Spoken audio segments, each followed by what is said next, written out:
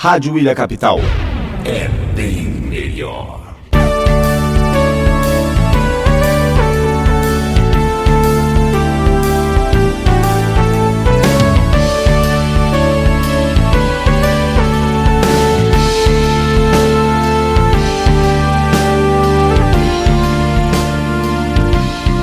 Ágora RS.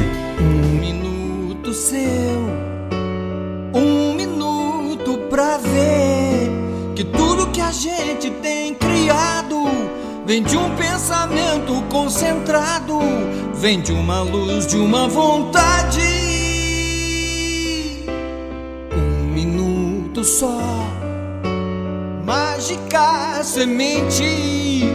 A força da gente é acreditar que juntos podemos realizar. Estamos na grande corrente.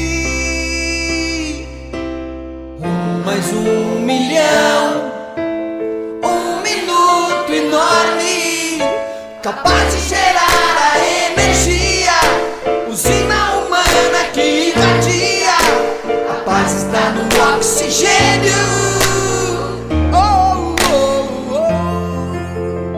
Salve, amigos da Rádio Ilha Capital. O título do nosso podcast de hoje é Voz, Canto e Alma. Semana passada a gente criou um título semelhante, que é Corpo, Dança e Alma.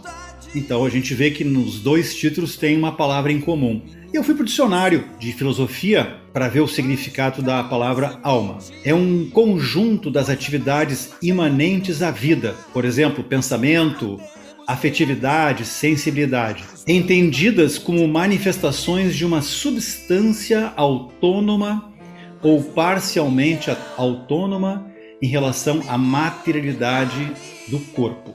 Uma partezinha da letra que nós ouvimos no início do programa, logo após a vinheta, diz o seguinte: 1 minuto seu, 1 minuto para ver que tudo o que a gente tem criado vem de um pensamento concentrado, vem de uma luz, de uma vontade. 1 minuto só, mágica semente. A força da gente é acreditar que juntos podemos realizar. O autor desta música e dessa letra se chama Luiz Henrique Gomes. Nascido num dia 29 de março, eu não vou dizer o ano, mas vou dizer que ele já fez 2 vacinas. Depois, se ele quiser dizer o ano, ele diz. É esposo da Heloísa, é pai da Clara e já é avô. Não sei se é neto ou neta, nem sei qual é a idade. Vocês devem ter reconhecido a voz dele, ou a maioria dos ouvintes deve ter reconhecido a voz dele. O pessoal chama ele por um apelido que depois ele vai dizer quando é que passou a ter esse apelido, que é o Ike Gomes. Ele é autor, junto com o seu amigo e parceiro Nico Nikolaevski, de uma das mais famosas montagens de teatro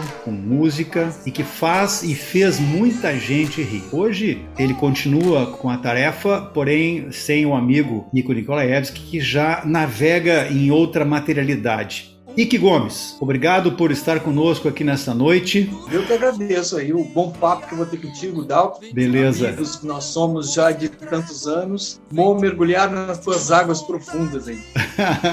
Ike, nos fala o nome do teu neto ou neta. Minha neta é Catarina. Que idade? Schenberg. Que idade que ela tá? Ela tem 17 anos, está se lançando como cantora e compositora. E ela se assina K8, quer dizer, Kate Averbuch.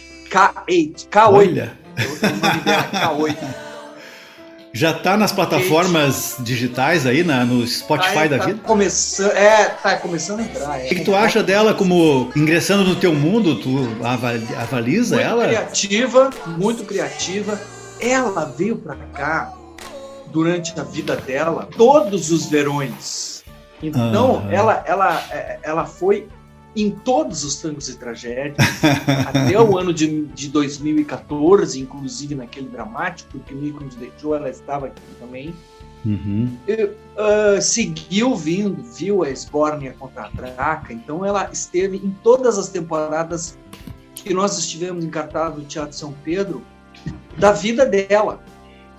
E viu os shows que nós tivemos lá em São Paulo, eu me lembro ela bem pequenininha, que legal. Fugindo do pai dela e quase que entrando no meio do palco lá em São Paulo, né, nos bastidores, assim, né? Então, como a Clara, minha filha, que andou sempre nesse ambiente, sempre perdida nos camarins, dormindo nos camarins ou nos cantos dos teatros, atrapalhando os ensaios. Maravilhoso, maravilhoso. Eu tenho uma foto com a minha filha, tu, Nico, a minha filha, mais uma menina da aldeia, nos camarins. Ela guarda com muito carinho até hoje aquela foto. Ela era bem pequenininha, hoje está com 27 anos, né? Nossa! Aham. Ô, Ike, tu nasceu em que município? Eu nasci em Porto Alegre mesmo, mas morei no interior. Morei na cidade de Giruá, que o meu pai era bancário. Meu pai, quando eu nasci, ele era jogador do Grêmio. Olha! E depois ele acabou a carreira dele, foi pro Cruzeiro, né? Uhum. E aí acabou a carreira dele de futebol e ele foi para Caixa Econômica Federal. Daí foi transferido para o interior, depois foi transferido para Soledade, onde eu comecei a minha carreira profissional com 15 anos. Comecei a tocar em grupo de baile, né? Olha, mas antes de nós chegar na tua adolescência, né, do início da vida profissional, eu quero te fazer umas perguntas meio capciosas, assim, né? Eu vou testar a tua memória. Eu queria saber, Ike, se tu tem alguma lembrança, se tu fez o jardim da infância, se tu tem alguma lembrança daqueles tempos de jardim da infância, e se tu tem alguma lembrança do início da tua vida escolar. Eu, por exemplo, lembro de momentos maravilhosos no jardim da infância, tu vê, eu tinha, sei lá, meus 5 anos de idade, né? E também lembro com muita clareza quando eu comecei na primeira série a pegar o lápis e desenhar algumas letras para depois vir a escrever direitinho. Eu lembro com muita clareza esse desafio que se punha. O meu debut lá no primeiro ano do antigo primário foi diferente dos meus irmãos. Eu tive um irmão que fugia da aula. A mãe dava as costas, depois de largar ele na escola, ele fugia, chegava quase atrás da minha mãe em casa, né? Mas eu adorava a escola mesmo. Eu queria saber se tu tem alguma lembrança disso aí. Eu tenho total. Eu me lembro do primeiro dia que eu fui para a escola, que era em 64, e o golpe militar estava sendo instalado. Em março de 64, justamente. Então era um clima muito hostil. Eu me lembro justamente desse clima hostil que tinha. Eu estava indo para a escola obrigado, era um clima assim que parece que eu estava sendo preso, né? Obrigado? Porque eu não queria ir para a escola. Ah, tá. Entendeu? Então eu estava sendo levado para um negócio que eu não queria. E existia um clima todo entre todas as pessoas de apreensão, entendeu? E a minha sensação é de que eu estava sendo preso, que eu ia ir. Meus tios tinham sido presos, torturados, entendeu? Então, eles tinham entrado na casa da minha avó sem permissão, sabe? Daí, então tinha esse clima. E eu estava indo para a escola. E lá na escola tinha um clima, houve um discurso inflamado. Eu me lembro. Tu vê? E era um clima assim de horror. Eu estava lá naquela fila com uniforme, sabe? E num lugar que eu nunca tinha ido, e tinha uma bandeira do Brasil hasteada, e tinha alguém falando lá na frente, cantaram um hino. O hino nacional. Coisa também. É um negócio muito. Um clima de apreensão, assim, sabe? O teu uniforme era um jaleco branco com gravatinha? Claro! Jalequinho branco, Colégio Roque Calage. Aí, logo em seguida, já vieram as coisas ali de entretenimento da escola, né? Os lápis de cor, as coisas que a gente via, as simetrias que a gente via nos livros, né? As cores, os lápis de cor. Eu me lembro que a cor que eu gostava, aquele lápis que era cor de maravilha. Eu achava, sabe? Você lembra que tinha um lápis cor de maravilha? Sim. Que era cor que chamava cor de maravilha? Exatamente. Que a violeta hoje chama violeta. Né? Era aquele lápis, para mim, aquela cor era mais maravilhosa. Até pro nome ela tinha. E aí, aqueles entretenimentos, uma professora simpática, os amigos, né, da escola, as crianças, o divertimento de estar junto com as crianças e tal. Essa transição, né, que bacana, que tu sai do teu lar às vezes tu sai do teu bairro ali, da vizinhança, brincando, e vai para um mundo novo, que é um ambiente novo, ambiente escolar, né? E aí tu faz novas amizades, tu tem novas experiências, tu tem novos desafios. Eu não sei como é que foi a tua aprendizagem de leitura e de escrita, como é que tu lidava com essa coisa de escrever, de fazer aquele método antigo do beabá, né? Não sei como é que tu lembra disso aí também, né? Mas já que tu falou em... Não lembra? Tu aprendeu a ler rápido? Eu não me lembro se eu aprendi a ler rápido. Eu aprendi a ler. Sim. Isso eu sei. Isso pode confirmar. Nós sabemos. Eu aprendi a ler, mas não me lembro se eu tive dificuldade, se eu não tive dificuldade. Ô, Ike, eu vou te contar uma coisa. Quando teve um Natal, que eu tenho uma clareza muito grande disso, que eu via meu pai e meu tio fazendo um patinete para mim. Eles conseguiram uma rolimã, 2 rolimãs, e começaram a construir de um pedaço de madeira um patinete para mim, para me dar de aniversário no dia seguinte. E esse foi um brinquedo que me marcou muito, tia. As brincadeiras que eu fazia na época também, de subir em árvores, de andar de carrinho de lomba, me marcaram muito. Perna de pau, então, era uma coisa incrível. Quando eu subi na primeira vez uma perna de pau, que eu me senti grande, alto, enxergando o chão lá embaixo, eu ia no armazém buscar leite de perna de pau, com a perna de pau, de tão bom que era aquilo ali. Eu tinha um triciclo que eu ia no armazém também. Mas não é aquele que tu usa de vez em quando aqui, que tem uma roda gigantesca, né? Aquele eu me lembro de uma coisa. Aquele é duas rodas. Duas rodas, né? De um episódio que eu estava junto com meus primos numa casa que tinha uma horta grande. E nós começamos a jogar pedra lá dentro daquela horta, naquele terreno. Jogar pedra. Pedra lá para dentro. Aí, quando eu vi, tinha um sujeito deitado. Eu achava que era o cara da horta, que fazia a horta, porque ele tinha um chapéu, coisa assim. Ele estava deitado de bruço na horta. E ele não se mexia. Que é isso? Eu tive certeza que eu tinha matado aquele cara. Eu tive certeza. Eu fiquei assim, um tempão com aquela culpa que eu tinha matado aquele cara. Mas não estava morto, cara. Não, daí um dia eu passei ali, tinha uma outra pessoa ali e eu perguntei para ele quem era aquele cara que morreu ali, sabe? E aí o cara disse, que cara? Não, ninguém morreu aqui. Não tinha um cara que morreu ali atrás? Disse, não, nunca ninguém morreu aqui. Me deu um alívio. Isso eu me lembro. Tu deve ser vidente, cara. Tu deve ser vidente. Tu estava enxergando um espírito ali. Talvez. Talvez, né? Que idade tu tinha? Uns 5.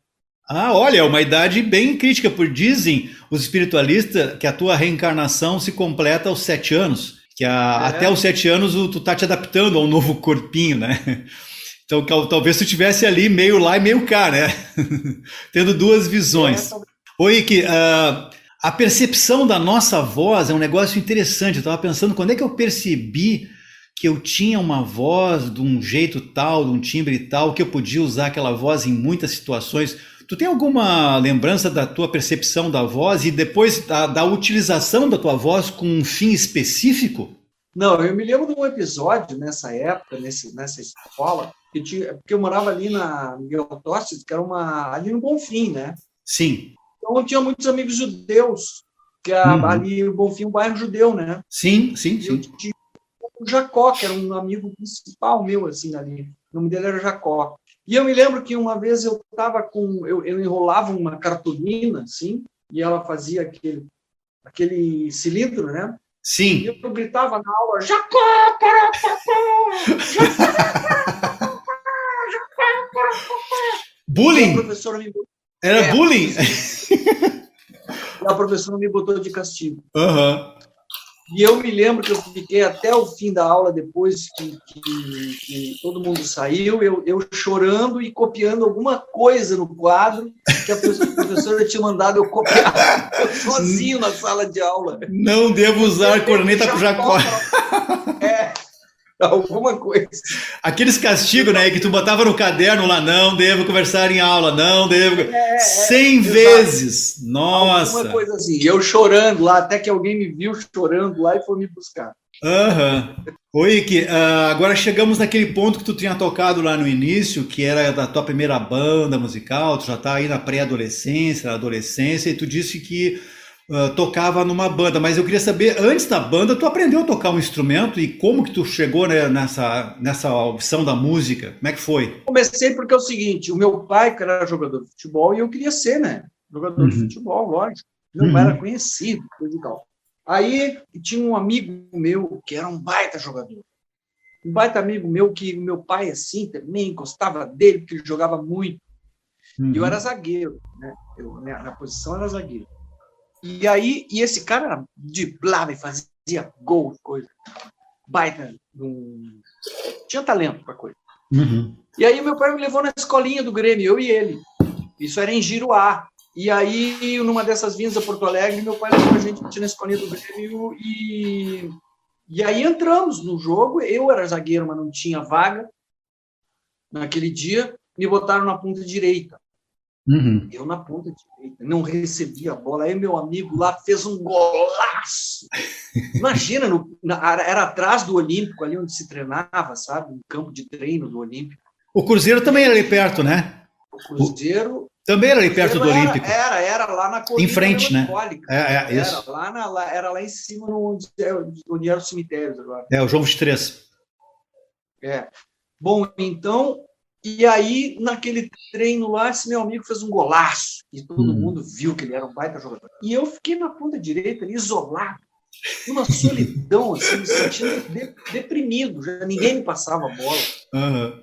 E eu lá gritava, e eu lá naquela solidão na ponta direita, um sol, assim. Aí, de repente, veio a bola. Veio a bola para mim e eu, dei um toque, joguei ela para a linha de fundo, assim. Quando eu fui cruzar, cara, o sol ficou, assim, muito grande, sabe? Tava sol. Te ofuscou. Sol, assim. Aí eu vi que tudo ficou muito mais pesado, a gravidade, sabe, me puxava pro chão e eu tentava chegar na linha de fundo para cruzar a bola e aquele sol, e aí eu dei um chutão com toda a minha força, a bola andou assim 1 metro e saiu para a linha de fundo. O teu debut. É a única grande chance que eu tive no Grêmio. Né? E aí, bom, aí todo mundo... parabenizando o meu amigo, sabe, que tinha feito um golaço, coisa e tal, e eu morrendo de ciúme dele, né? E uma outra galera consolando teu pai. Não, ninguém estava nem aí. Meu pai também, meu pai estava junto com ele também, com o meu amigo. Esse cara é foda, não sei o que.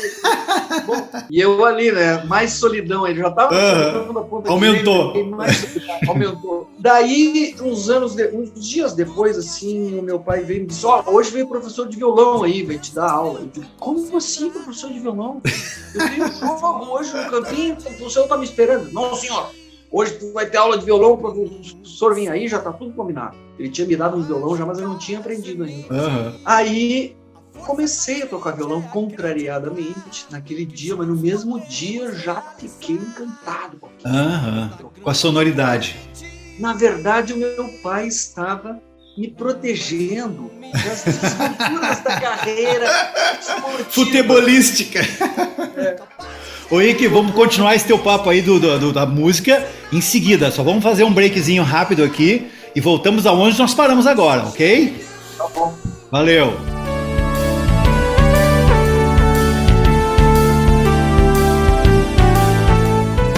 Rádio Ilha Capital, 100% gaúcha. Quer comprar um imóvel com toda a segurança no norte da ilha de Santa Catarina? A Diego Lomba Imóveis está há 20 anos oferecendo a certeza do melhor negócio. Para encontrar os melhores imóveis nas mais lindas praias de Florianópolis, visite nosso site www.diegolombaimoveis.com.br ou fale conosco pelo número 48-3284-5010. Venha tornar possível o seu sonho. Aqui na Tudo em Metro você encontra os mais diversos produtos, qualidade e preço justo, além de contar com o melhor atendimento da cidade. Contribuição, honestidade e excelência são valores que você só encontra na Tudo em Metro. Nossa família está esperando por você. Rodovia João Gilberto Soares, 396, Ingleses. A excelência no atendimento.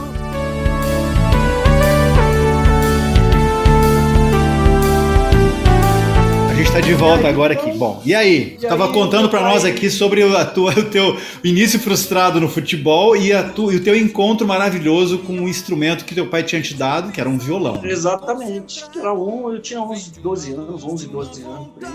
E aí já comecei a aprender a trocar os acordes, coisas, eu queria tocar, né? Então, já fiquei encantado com o som dos acordes, coisas. E daí, foi. E o meu pai, ele, depois da aula, meu professor era um detetive de polícia, como é que se diz? Delegado. Negro, e tinha uma baita de um swing, sabe? Ele tocava bem, assim, batia bem no violão, sabe? E eu aprendi aquilo, música popular, assim, com ele. Depois da aula, meu pai meu pai já marcava a aula assim, sabe? Ele chegava no fim da minha aula, que era o fim do expediente dele, e era o fim do expediente do professor também, né? E no fim da aula já ia ele fazer uma caipirinha ali com o professor, e aí o professor já se estendia um pouquinho, tocava mais alguma coisinha, já virava uma rodinha de samba. Olha. Dali foi, quando eu aprendi 2 músicas, já tinha sarau, eu já tinha que tocar pros visitas, né? Olha só. Toca aí pra visita, coisa e tal. Aí sempre eu ia lá tocar, minha irmã também, né? Eu e a minha irmã, aprendíamos, os 2 tínhamos aula. E aí chegava uma visita, já tinha que fazer o extremo de passar o carteiro lá e ele me chamar para me tocar uma música pro carteiro. Então ele foi um grande incentivador, assim. Né? Ô Ike, tu lembra dos acordes que tu aprendeu, os primeiros acordes? Qual era o mais difícil? Ré, mi, lá. E qual é o que tu mais gostava? Assim, a sonoridade que mais te emocionava, qual era? Não tinha preferência não, cara. Eu gostava da música, assim, da harmonia. O Ré era um acorde mais fácil, eu acho, para fazer, saía mais limpinho. Essas primeiras. Depois, aí fazer a pestana, né, que é mais demorei um pouco mais, mas assim, eu fiquei encantado com a possibilidade de fazer música. Eu te pergunto sobre o acorde porque eu estava vendo esses dias o Beatles Anthology, que é um conjunto de DVDs, são 5 DVDs, né? E aí tem um relato do George Harrison que ia de ônibus com o Paul McCartney para a escola. E aí, depois da aula, vamos lá na zona norte de Londres, que tem um cara com um acorde diferente de tudo que nós já ouvimos até hoje. E aí ele conta que ele chegou lá e o cara ensinou B7. Eles não conheciam Si com sétima. Esse foi o início dos Beatles, cara. B7. Já pensou? Si com sétima. Eles aprenderam... Criança, né? Aprender. Tu vê, mas que coisa gozada, porque esses acordes iniciais, às vezes, são altamente inspiradores pra gente fazer até as primeiras composições. Tu lembra qual foi a primeira composição que tu criou? Me lembro. Eu tinha uns 15 anos, eu acho, estava entrando nessa banda de baile. Aí já era uma banda de baile, tinha bateria, tinha tudo, né? Assim, primeiro os caras me convidaram para entrar nessa banda e eu resisti porque eu achava assim que era muito sério, sabe? Ter uma banda, e eu achava que eles não tinham assim, sabe? E nem eu não estava pronto para ter uma banda, sabe? Aí eles colocaram um outro cara no meu lugar, né? Não aceitei entrar na banda. E daí esse cara ficou um pouquíssimo tempo, eles me convidaram para ir lá, chegaram os equipamentos. Eu digo, como assim chegaram os equipamentos? Eles tinham comprado. Compraram? Tudo. 2 guitarras Sonelli, um contrabaixo Olha. Sonelli, e aí uma bateria, um PA, os microfones, um pedal de distorção, wah-wah. Era completa, e eu não imaginava que aquilo... Eu não pensava, não sei o que eu pensava. Que comprasse, eu via aquelas bandas na TV, os Mutantes, a coisa assim. Eu não sei, eu achava que talvez eles já viessem com isso. Entende? Nasceram com aquilo. Já vinha com eles, entende? Fica na ponta de uma guitarra, um equipamento. Não, daí eles compraram, tá? Daí eu fui correndo lá com meus pais e disse, pô, eles compraram, tem tudo, sabe? Os caras estão me comendo. Bom, daí eu fui experimentar os instrumentos e toquei uma guitarra com distorcedor. Reverber de mola? No reverber de mola. Aí aquela guitarra com distorcedor me nocauteou, né? Não, tá bom, tá? Então vamos entrar na banda. É por aqui. Mas teoria musical, aí, nada. Meu pai teve que assinar, né, pra mim. Sim, menor de idade. Menor de idade. Então. Oi, que teoria musical, nada. Não, popular. Meu pai me ensinava eu a bater samba na mesa, assim, sabe? Sim. Tradição oral. Sim. Entendeu? Da cultura mais roots brasileira. Então ele me ensinava a fazer, samba é assim, ó, toca aí, pá, tique, pá, tique, pá. Olha só. Metrônomo. Eu sabia tocar samba, então eu tocava metade do baile, eu tocava bateria, e a outra metade eu tocava guitarra, porque daí o meu outro companheiro lá da banda, ele era bom de rock, né? Mais gringão assim, ele ia bem nos rock, coisa e tal. E eu era bom no samba e coisa, fazia samba. Na bateria, mas na guitarra tu era melhor no rock.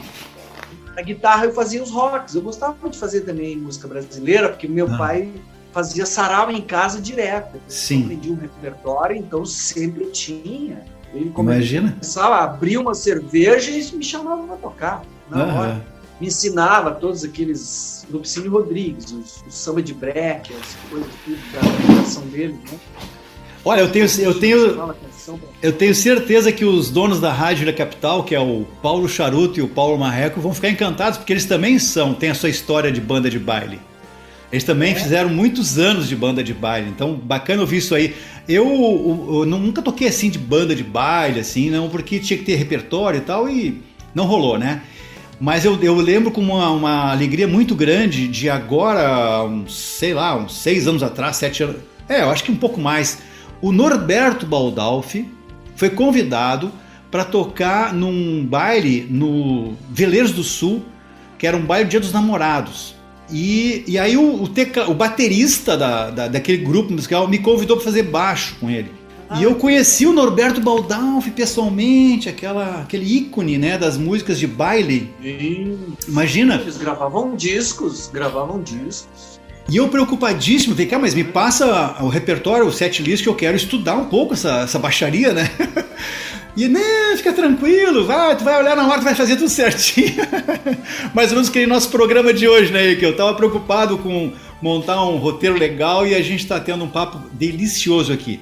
Mas eu queria dar um saltinho adiante, Ike, para falar um pouco de como é que eu te conheci, que é uma coisa muito interessante, cara. Eu lembro como se fosse hoje. Nós estávamos organizando um evento na aldeia da Fraternidade hoje, mas a Aldeia Infantil Brasileira SOS, que era um encontro de estudiosos de Pietro Ubaldi. Buenas. A tua mãe, parece, a Flávia, né? A tua mãe era ligada à aldeia. Eu não sei se foi através dela que tu soube desse evento. Foi através dela, porque ela era espírita, né? E aí Sim. Ela é espírita, então ela curtia esses estudos, essas coisas assim. E aí me chamou para ir ver isso, né? E eu lembro que tu estava entrando no pátio com a tua namorada, hoje esposa, e com um gravador de rolo gigantesco. Tu não só assistiu o encontro lá, mas tu gravou também aquele encontro, né, Ike? Então... E eu não sei onde é que foi parar aquela fita. Eu também não sei, mas eu me lembro que eu tinha um gravador de rolo emprestado, que eu usei por muito tempo, que era uma coisa bacana, assim, aquele gravador de rolo, né? Então, dizendo isso, Ike, eu queria... mudar o rumo da prosa para essa parte mais filosófica, mais introspectiva, mais alma. Lembrando que o título do nosso programa hoje fala de alma. Como é que a alma se expressa através da voz pelo canto, por exemplo, né? E então, tu tem alguma busca pessoal assim para saber o que existe para além das nossas aparências, né? Porque tu como é uma pessoa pública, as pessoas que te olham, né, eles idealizam uma figura, eles pensam que tu já nasceu assim, que nem tu pensava que os caras dos Mutantes já tinham nascido com seus instrumentos, né?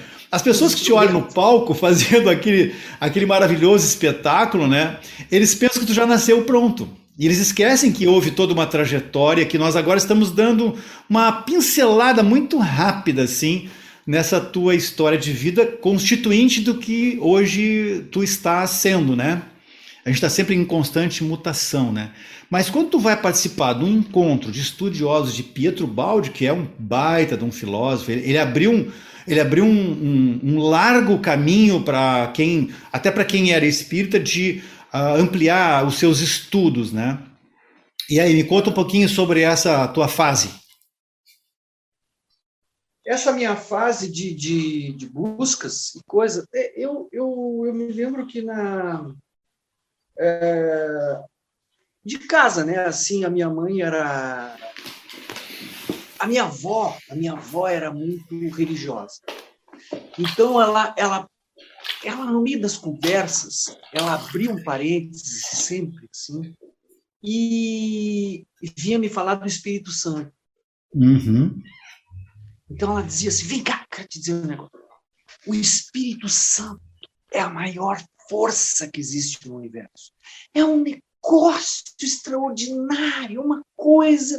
E ela me falava com aquela dramaticidade, assim, olha só. Eu sentia a graça do Espírito Santo nas palavras dela. Que maravilha. Mas eu não sabia o que nem imaginava. Quer dizer, eu ficava ali viajando naquela dramaticidade dela. Na voz da tua avó, na voz. Na voz da minha avó, né? O carinho que ela queria me dizer uma coisa importante. E eu... Aí, com o tempo, né? Aí a minha mãe se transformou em espírita. E eu tinha na minha casa os meus tios que eram da Umbanda. E eles iam na minha casa, foram na nossa casa lá em Giruá, eu tinha uns 11 anos, 12. E eles fizeram uma sessão lá de Umbanda. Uhum. Daí eles receberam os espíritos, que eram os espíritos de preto velho. Uhum. E eu fiquei com medo na hora, assim, mas eu achava legal, entende? Porque os meus tios começavam a falar diferente, com sotaque de africano e coisa, sabe? E aí eu achava aquilo muito louco, né? Uhum. E não eram mais os meus tios, eram os dois ali que estavam recebendo, eram outras pessoas que estavam ocupando o corpo deles. Uhum. Eu achava uma loucura aquilo. E eles, assim, naquela sessão fizeram algumas predições lá para o meu pai que aconteceu, sabe? Coisas que aconteceram, que eles previram que ia acontecer. Uhum. Então aquilo se tornou mais forte, ainda mais misterioso, né? Mas aí a minha mãe se transformou em espírita, eu comecei a ir em centro espírita junto com ela, coisa e tal, daí comecei a me informar um pouco disso. Daí teve esses encontros do Pietro Baldi, que era um passo além do espiritismo, né? Uhum, era uma coisa assim, mais avançada de conhecimento, mais profundo. E depois, aí a minha mãe, antes de ser espírita, ela se transformou em umbandista também. Sim. Nós tínhamos uma amiga que fazia sessões de umbanda seguida e a gente participava muito. Dolita Tim dos Santos. Ah, tia Doli, exatamente. Ela deu aula de dança de folclore gauchesco, de dança de... ensinava a dançar o bugio, ela deu aqui para as crianças da aldeia. Aquela tia. Academia de dança. A tia Doli fez também pelo Pietro Baldi, né? Acho que foi, talvez. Naquele dia não, eu conheci ela depois. Bom, então, a tia Doli também, então a gente fazia sessões lá e através disso, sim, entendi muita coisa, sabe? Da música.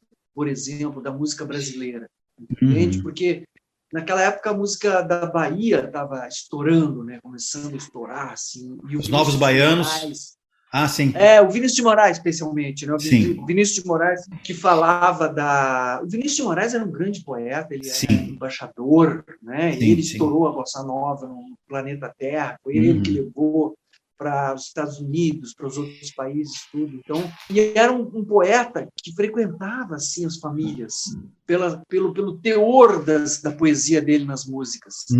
Então as pessoas curtiam a poesia do Vinícius de Moraes. As palavras, aquilo, então, era muito... E ele falava muito na cultura da Bahia. Ele era carioca, mas falava muito na cultura da Bahia. Sim. Nos orixás, nas músicas dele, coisa de orixás e coisas, sabe? E nós fazendo as sessões de Umbanda, dava para entender melhor isso. Tranquilamente. A raiz da música brasileira, de matriz africana, entendeu? Então, isso trazia um entendimento da batida do samba, que é afro, né? Da realidade brasileira, né? Da cultura afro no Brasil. Então, isso foi, assim, entrou para a nossa vida, esse entendimento da música brasileira através da religião, né? Que bacana, Henrique. Agora, é impossível imaginar uma pessoa com essa vivência como tu está relatando para nós aqui, um privilégio estar ouvindo isso de ti, sem pensar que isso não impregnou a tua arte. Isso, de alguma forma, em alguma medida, deve ter impregnado a tua arte. Então, logo depois que a gente fizer esse intervalo agora aqui, a gente vai no terceiro bloco falar sobre isso, como é que isso impregnou a tua arte, né? Como é que a alma do Henrique Gomes, através da voz e através do canto e da arte em geral, impregnou a vida de tantas pessoas que até hoje se deliciam com a tua arte. Só mais um pouquinho e a gente já volta.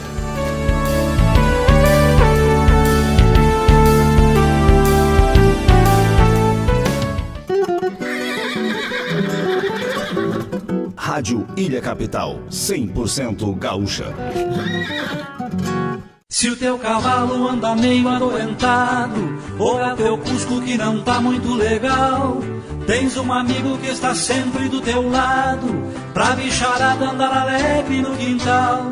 Te recomendo, não pensa duas vezes, liga pra Clínica Veterinária Ingleses, 369-2159 e o plantão 24 horas, 9982-6176. Te recomendo, não pensa duas vezes, liga pra Clínica Veterinária Ingleses.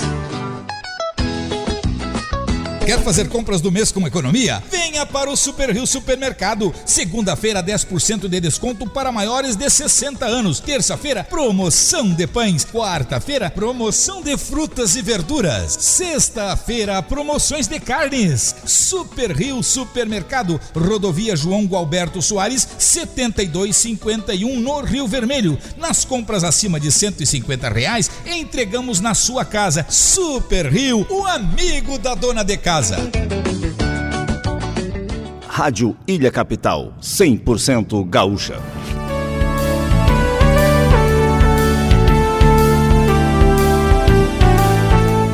Voltamos aqui agora com o terceiro e último bloco. Passou muito rápido, hein, Henrique? Olha só. Tá passando rápido. Terceiro e último bloco.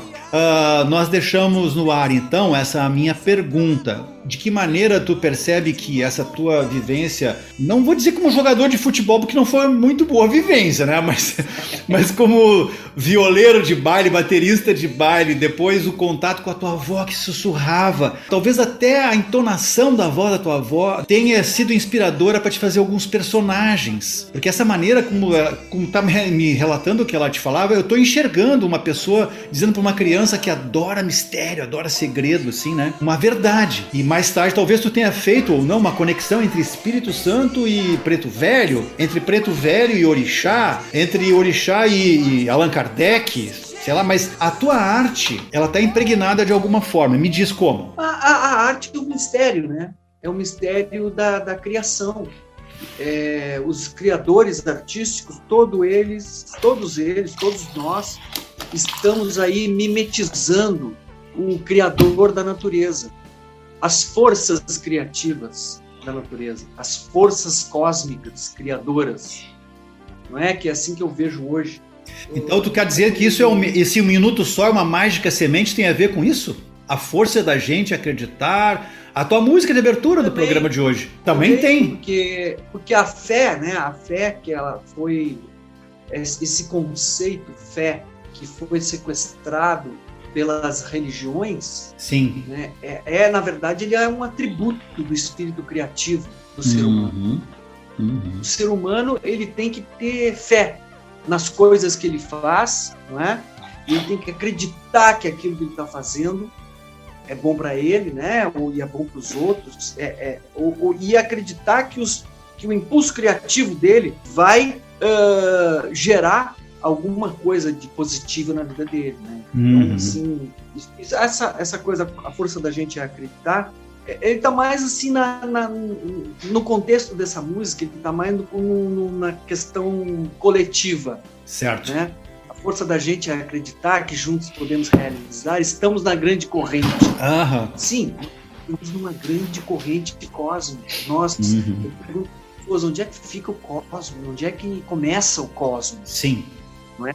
Muita gente vai dizer assim, não, começa ali, ó, na Lua. Começa da Lua para lá.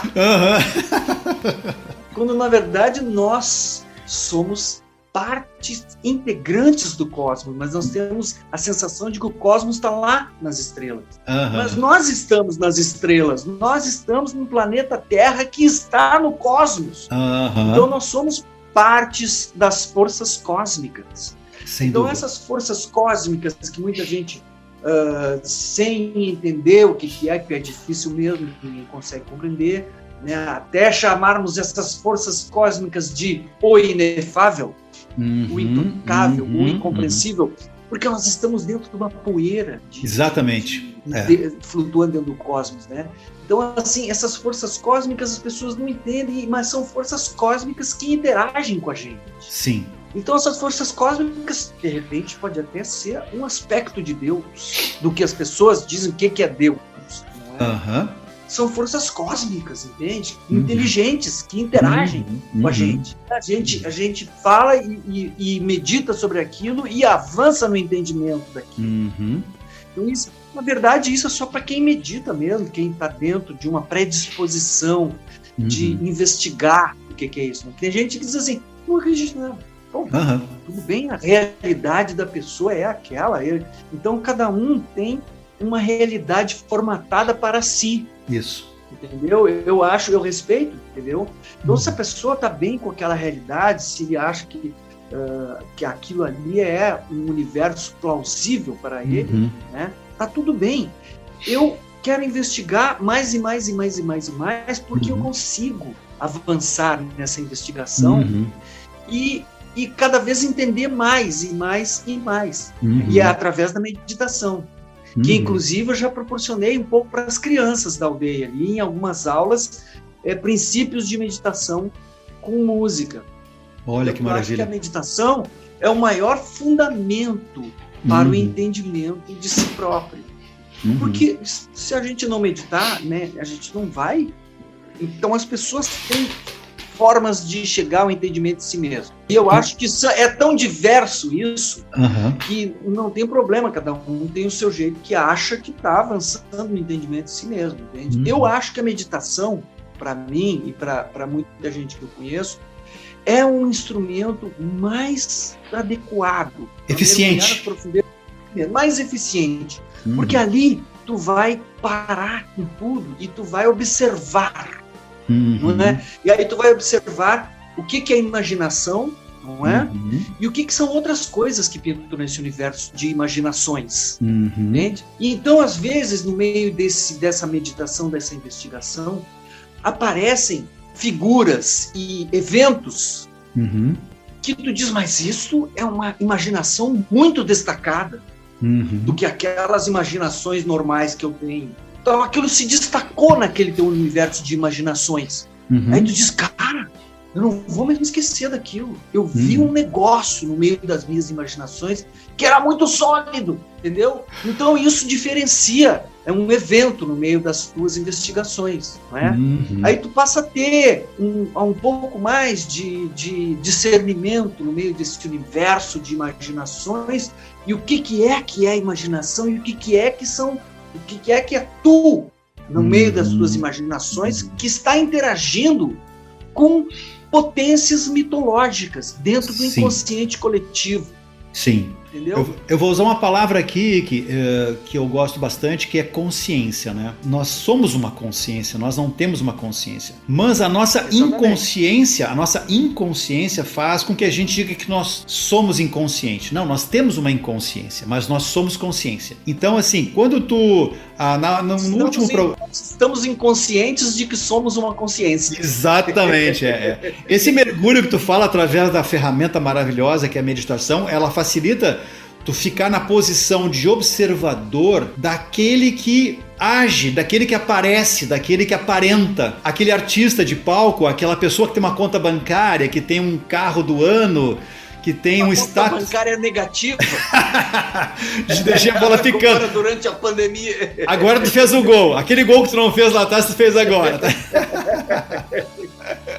Então, e que essa ilusão do ego, né? Essa ilusão do ego, que ele é uma armadilha. Na entrevista passada, a Nereida, que é uma professora lá de Livramento, disse assim: eu às vezes me acordo na madrugada com aquela voz na minha cabeça. Aquela voz na minha cabeça não é ela. Aquela voz é alguma coisa se fazendo passar por ela. Na hora que ela meditar e perceber que aquela voz é controlável, ela deixa de ser controlada por aquela voz. A nossa inconsciência faz com que a gente seja ferramenta, manipulado por essa carapaça que a gente na psicologia chama de ego. É ele que comanda a nossa vida sempre. É ele que faz, que nem o Mário Sérgio Cortella falou. Você sabe com quem está falando? Aquele professor, não? O Cortella. E ele faz uma coisa ligada com isso que tu disseste, nós somos uma poeira. Ele disse, eu sei com quem eu tô falando. Ele faz, vale a pena ver no YouTube o que ele fala quando aquele ego que se dirige, você sabe com quem está falando? E ele com aquele tom hilário dele diz, eu sei, sim. Então, e que esse mergulho na profundidade eu considero uma coisa tão importante que eu acho que deveria fazer parte dos currículos escolares. Essa escola que te criou, que me criou também, não cogitava disso. Nós estamos num outro momento hoje. O momento de hoje de mais consciência geral mereceria um currículo que incluísse a música como parte integrante da plataforma básica e a meditação. Eu não sei se tu acompanhou a Tina Turner, daquela dupla Ike and Tina Turner. Eu vi vários vídeos dela no YouTube, ela ensinando crianças a meditar. Ela tem uma campanha mundial de incluir nos currículos a meditação. E a Tina Turner, para minha surpresa, né? Hoje ela é a embaixatriz da meditação. Mas, Ike, vamos falar um pouquinho também sobre o livro que tu tem agora, que conta mais sobre a tua pessoa, né? Tu tem um livro que tu até me comentou que ele foi adotado numa escola sinodal. Ontem eles tiveram a abertura da Feira do Livro, então é uma escola especial essa, porque tem Feira do Livro, a escola tem uma orquestra e eles fazem um festival de cinema dentro da escola. Nossa! Os alunos aprendem a fazer roteiros, fazer enquadramentos e a fazer isso tudo, né? Só falta tu me dizer que eles têm também meditação no currículo. Aí me caiu os boteados do bolso. Ainda, mas eu acho que deveria ter. E foi muito bom o papo ontem, porque eles puxaram muitas coisas propícias assim, para a gente se aprofundar nessa questão de o que a arte, né, proporciona para as crianças, qual é a importância disso, entendeu? Uhum. Então, eu tenho isso, no meu livro falo disso também, entendeu? Eu falo da nossa trajetória, né, de tantas tragédias, de ter estado com esse artista incrível por 30 anos, né, o Nico Nikolaev, de nós termos feito 28 anos de temporadas no Teatro São Pedro, de nós termos lotadas, percorrido os melhores teatros do Brasil, as casas mais, de ter feito festivais fora do Brasil, tudo isso. Então, assim, junto com isso, fala também uma visão de arte que eu tenho, né? Que é uma visão que inclui a consciência, né? Essa palavra que... Essa dimensão. A própria ciência pouco explora, né? E quando chega ali, é difícil de avançar, porque a ciência não tem palavras para conceituar essa coisa do que é a consciência, não é? Sim. Então, assim, eu acho assim que em cima da música, por exemplo, eu dando aula ali para as crianças, eu mostrei para elas a sinfonia do Holst, que é um alemão, Gustavo Holst. Ele escreveu uma sinfonia chamada Os Planetas. E junto com isso, toda aquela obra ela é muito descritiva, de acordo com a mitologia grega. Então, o que é Mercúrio?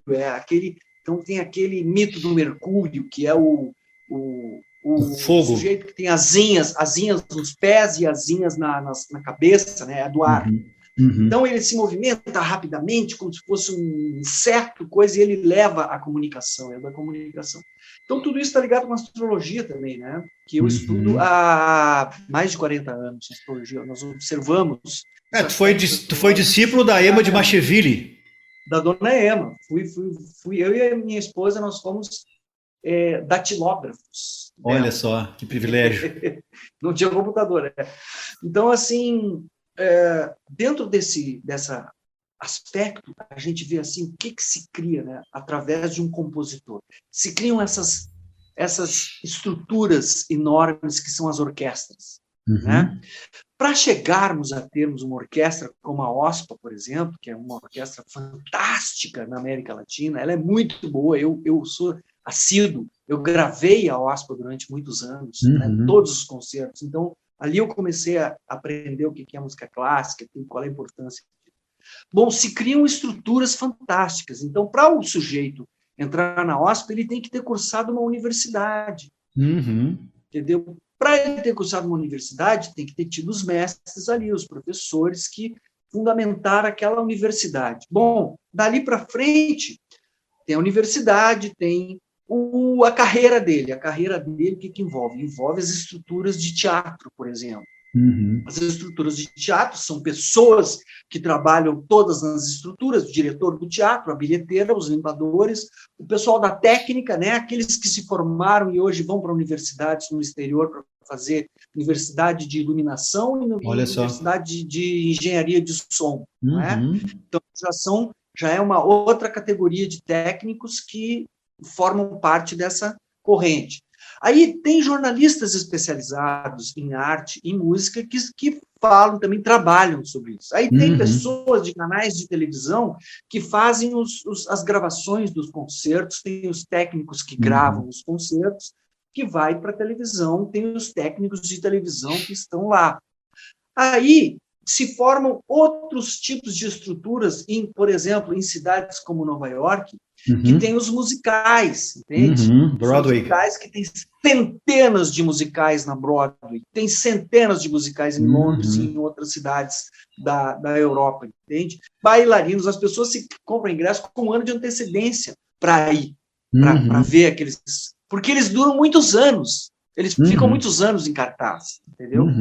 Aí, cara, tem uma série de outros desdobramentos desse setor, como pessoas, donos de estúdios de ensaio, tem as pessoas que trabalham em manutenções de equipamentos, é uma série de desdobramentos em publicações especializadas, sites especializados, entende?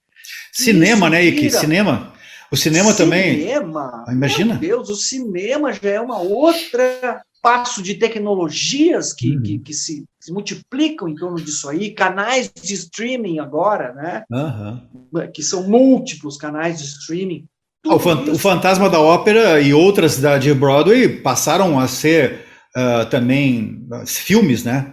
Então, igual o nosso, Tangos e Tragédias também. O Tangos e Tragédias, nosso espetaculinho aqui, né? Se transformou num filme também de animação. Então, deu emprego para um monte de gente durante um tempão, porque eles demoraram 8 anos para fazer o filme. Né? Animação. Então, assim, tudo isso começou como? Eu estou retrocedendo agora. Aquele compositor que compôs aquela sinfonia. Então, as pessoas saem de casa e vão para um teatro ver aquela sinfonia para entrar em sincronia com aqueles artistas, entendeu? Sim. Aqueles artistas desenvolveram no cérebro deles conexões neuronais que permitem eles a executar os instrumentos com mestria. Eles estão ali tocando, um músico sozinho já é uma usina neuronal. Sim. Entendeu? Agora imagina 100 músicos tocando em sincronia. Em sincronia. Uma orquestra. Aquilo forma um cérebro coletivo. Aquilo é uma usina neuronal. Todos eles em sincronia com o maestro que tem o compasso de todos eles, não é? E as pessoas vão nesse teatro e sentam ali para entrar em sincronia, para a sua rede neuronal entrar em sincronia com aquela usina neuronal que é uma orquestra sinfônica. Surge um hipercérebro. Isso tudo por quê? Porque o compositor compôs aquilo. Ele compôs como? Ele compôs com a consciência dele. Então, uma obra de arte desse calibre, ela é uma expressão da consciência do compositor. É como se fosse o Lago do Guaíba, que fosse naqueles dias, ele está bem calminho, sabe? Está assim espelhado, sabe? Refletindo, daí bate um vento. Aí tem aquele ventinho que dá aquelas ondinhas, entendeu? Aquelas ondinhas, elas são uma expressão do lago. Assim como uma composição, uma sinfonia, é uma expressão da consciência do compositor. E aquela expressão da consciência do compositor, ela é eterna. Tu admitiria, Ike, que essa consciência do compositor está linkada com essa consciência universal? A fonte? Eu acho que a consciência, nós temos aqui uma gota de consciência. Sim. Que a gente, muitas pessoas aceitam hoje que a Terra é um organismo inteligente, né, e consciente, porque olha quantos elementos orgânicos criados por esse efeito genoma, sim, né, que tem ali, né? São bilhões de expressões que tem, não é? Então eu acho que a Terra tem uma consciência, sim. Né? A natureza tem uma consciência, ela é consciente, ela busca o equilíbrio sempre. Quando ocorre um desequilíbrio, ela busca o equilíbrio novamente, até causando um colapso em algumas áreas dela própria, para buscar o equilíbrio novamente. Então existe uma equação misteriosa ali nesse planeta, né? Imagino que, como existem tantos corpos celestes, incontáveis corpos celestes, deve existir também no universo, não é uma inteligência, né?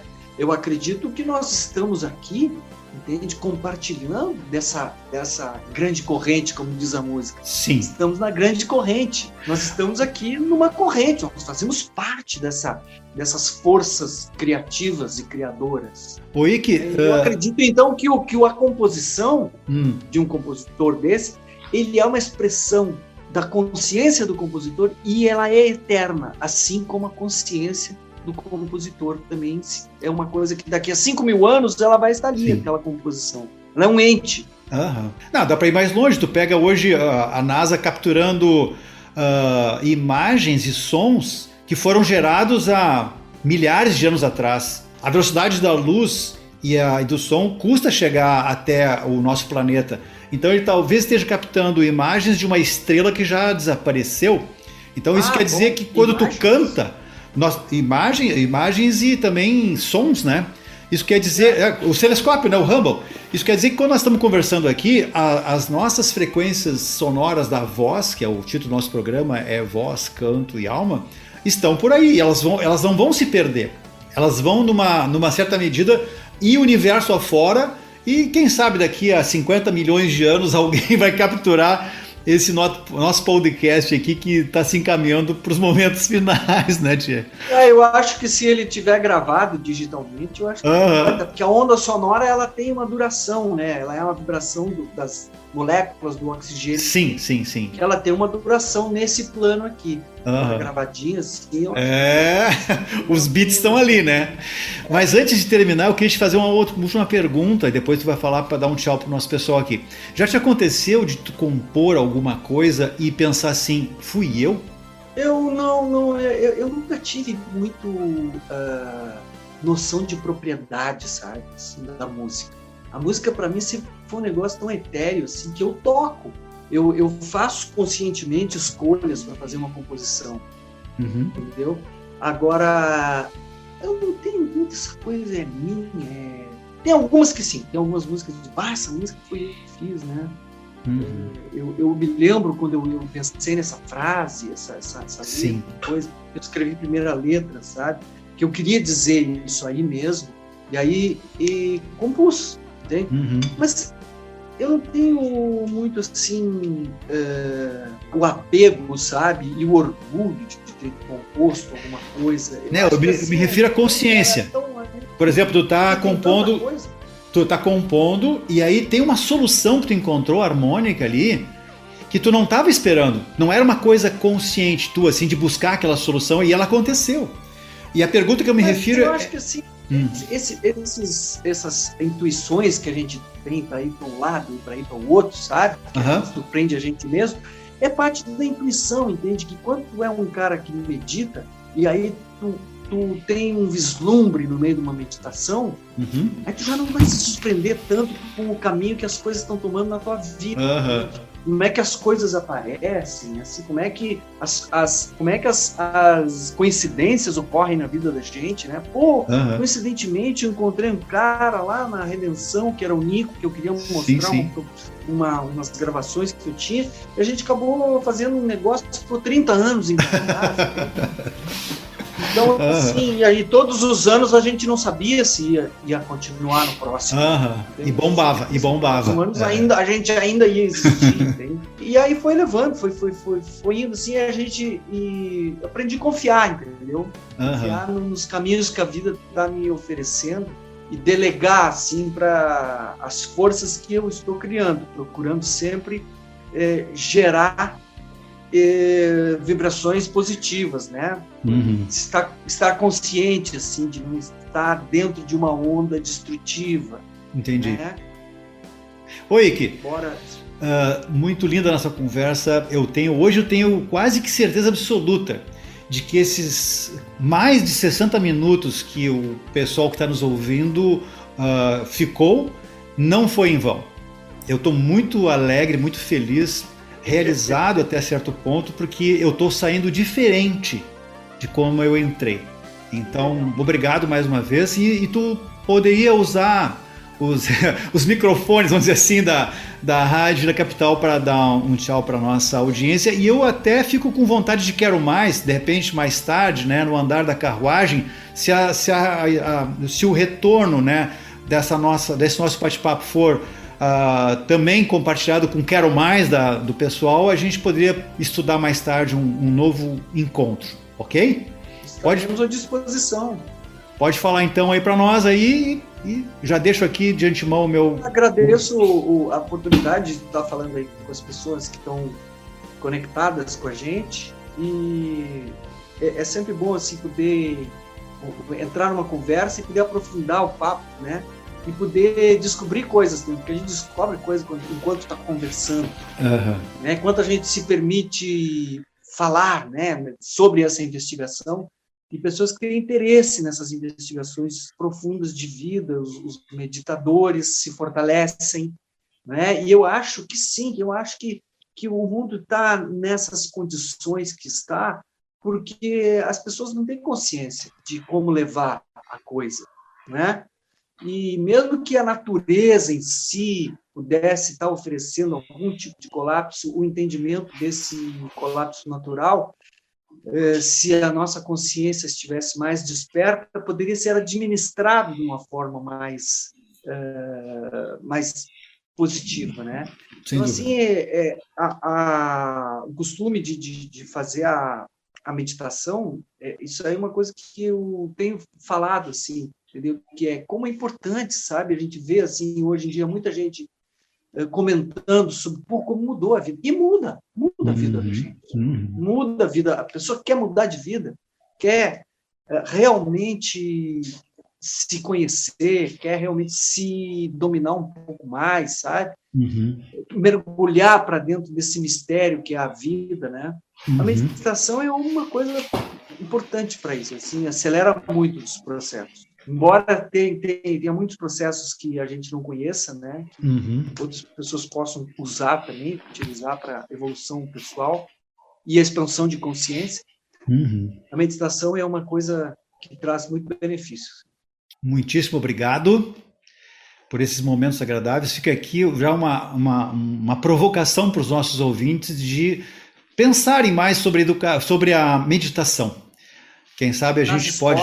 Nas escolas. Nós pretendemos fazer mais alguns programas sobre educação e ensino, E nós vamos provocar isso com certeza absoluta, Ike. Muito obrigado, um beijo para a Heloísa aí e um afago nos teus... diga. No fundo, a meditação não está instalada porque não é conveniente para quem conduz, entendeu? Os processos civilizatórios. Porque se as pessoas estão conscientes disso aí, da condução do processo civilizatório, o poder muda. Sim. Entendeu? O poder ele tem que ser muito mais em função da coletividade do que da individualidade de quem está exercendo o poder. Certamente. Daí a relevância de tu incluir um currículo ao lado de matemática, ao lado de português, ao lado de geografia, e não como coisa complementar, né, Ike? Deu. Um beijão pra ti, cara. Muito obrigado mesmo. Obrigado. Até breve. Um abraço. Tchau. Obrigado.